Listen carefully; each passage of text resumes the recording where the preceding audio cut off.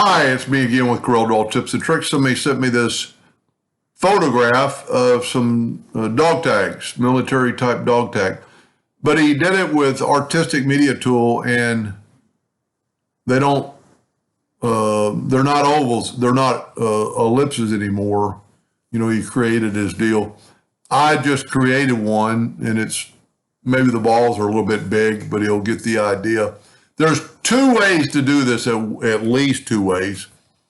Probably the easiest, and I can't remember when object to path started, but if you have object to path, which is underneath object, and I'm going to show you another way in case you don't have it, but I got too many there. Okay, you select your object first, hold down your shift key and select your path. I selected 50. I'm going to hit apply. It's going to take just a second because it's having to do a lot of work. There's one way to do it.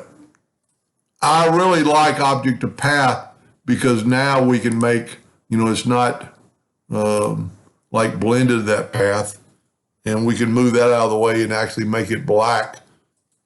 And then we can select all these and make them black or gray and take away the outline and then move this right back.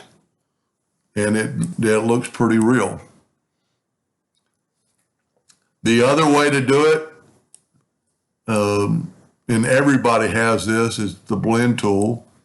The difference in the blend tool, you need two objects. So we're going to make a duplicate of that. I'm going to open up now. I'm going to close down this, and I'm going to go to Effects and Blend. I'm going to select my two items. I'm going to say 50 or 48 because I've already got two. Just hit apply. Go down here to New Path. Put it along your path. Blend along full path. It's a round item, so we don't have to rotate the object. And you get the same thing. The only difference is to make that line thicker, you've got to go to Object and break the blend apart. And I think it's a lot easier to go to Object and group and ungroup everything. Then you could take that line. See, I've got the circle, I know, because the line will be all of it. And then we could go and make it, I think we made it a half a point. Let's make it 1 point. So you get the same result. Then you can make that line black. We could actually nudge it down, nudge this back over, select them all, and right click and left click gray, right click no outline, so that red won't be there. It is fortunate that it puts the balls behind the object. Well, really, it's not really there, but the feel. And then I thought, I don't know if he's engraving this or printing it. So what you could do to maybe make it a little bit more real, you could select one of your balls, go to the interactive fill tool, and just swipe through there and then go to elliptical, put it in the center. Let's zoom in here. And don't worry, you're not going to have to do every ball like this.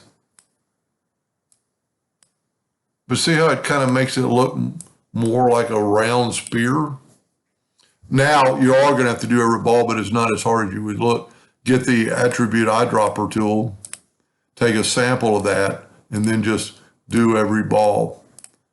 Hopefully he doesn't have too many more than I'm making. I would, if I had to do it for real, I would probably make my balls a little bit smaller, but that does look like a spear.